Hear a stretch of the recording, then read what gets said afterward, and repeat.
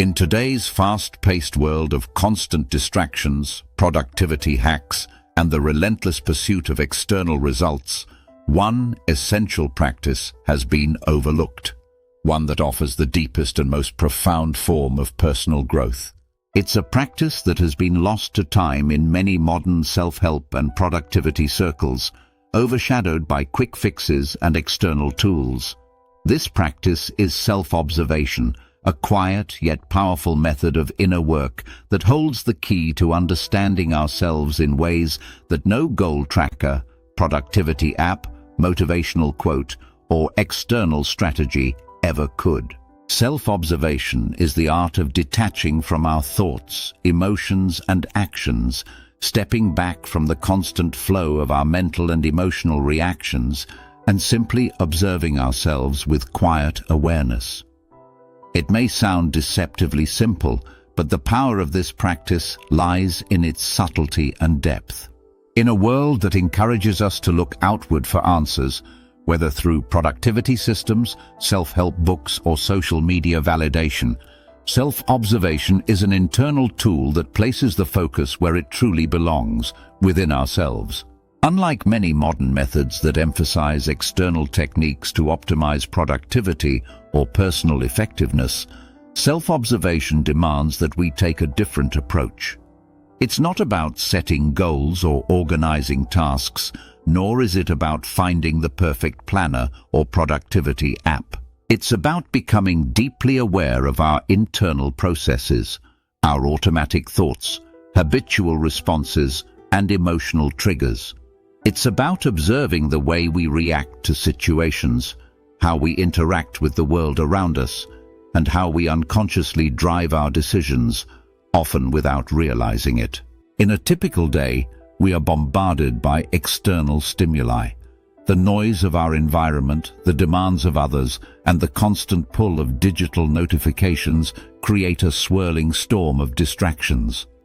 These distractions can make it hard to hear our own inner voice, let alone observe the patterns that govern our behavior.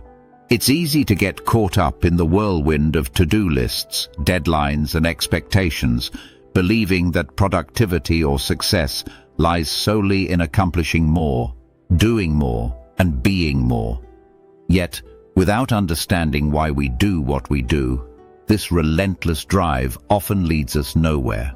We may check off tasks, achieve goals, and meet deadlines, but the question remains, are we actually moving towards something meaningful, or are we just going through the motions? Self-observation is about taking a step back from this frantic pace and watching ourselves as if from the outside, without judgment or interference. The goal is not to criticize ourselves or make immediate changes, but to simply witness our thoughts, emotions, and behaviors as they arise in real time. This might seem trivial at first, but this practice is far from passive. It's a powerful tool for gaining insight into our own psychology. When we observe ourselves without the cloud of judgment, we begin to notice the patterns and triggers that drive our actions. We see how our minds leap from one thought to another, how our emotions sway with external circumstances, and how we act out of habit rather than conscious choice.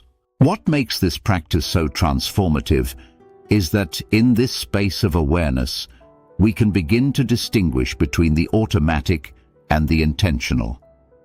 Most of our actions, reactions, and decisions are governed by ingrained habits and unconscious patterns. We react without thinking, often driven by emotions, past experiences, or the need to conform. This is where self-observation begins to shine. It allows us to see these reactions as they unfold, rather than merely being swept away by them. Through this practice, we can start to break free from the mental and emotional conditioning that keeps us locked in repetitive cycles of behavior that don't serve us. One of the most profound aspects of self-observation is its ability to create a space between stimulus and response. In our everyday lives, we are constantly reacting to the world around us. We feel frustration when things don't go as planned.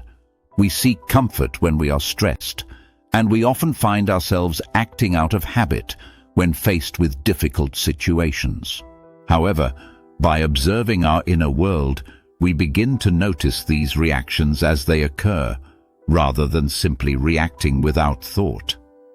This moment of awareness creates the possibility of choosing a different response, one that is more aligned with our true intentions, values, and goals. Over time, this practice helps us cultivate a deeper sense of control over our actions, because we are no longer at the mercy of our impulses, but instead are able to respond more thoughtfully and purposefully.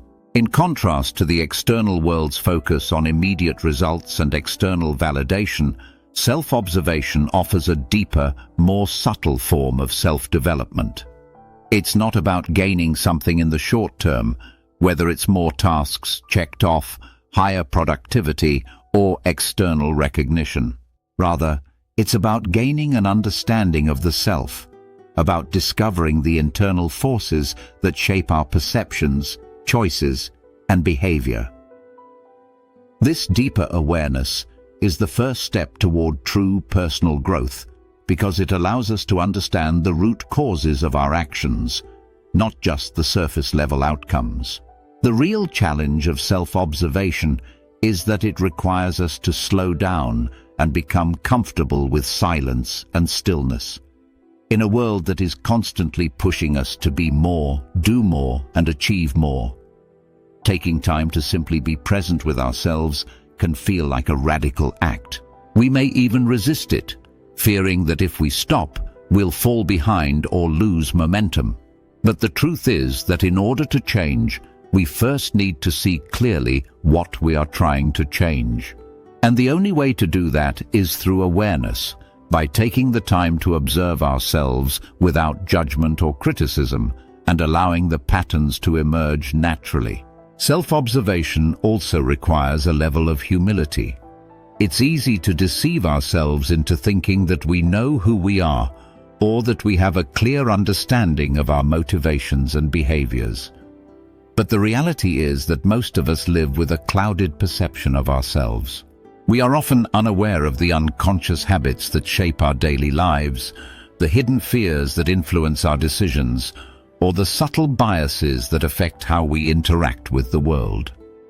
The practice of self-observation gently peels back these layers of self-deception, allowing us to see ourselves more clearly and honestly.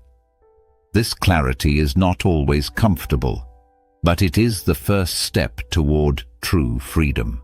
By committing to self-observation, we start to see how unconscious patterns affect every aspect of our lives, our work, our relationships, our health, and our overall well-being. We begin to realize that the key to personal growth is not in adding more strategies or systems to our lives, but in becoming more conscious of the internal forces that shape our actions. Once we gain this awareness, we can begin to make conscious choices that align with our true desires and values, rather than simply reacting to the world around us. In an age where quick results are prioritized and external productivity hacks dominate the conversation, the power of self-observation is often forgotten. It may not offer immediate fixes or flashy rewards, but its effects are deep and lasting. It is a practice that calls us to slow down, to step back from the noise, and to turn inward. And it is in this space of quiet observation that we begin to truly understand ourselves, unlock our potential, and move toward a more authentic, intentional life, one that is not driven by external pressures or superficial goals, but by the clarity and insight that comes from understanding who we really are.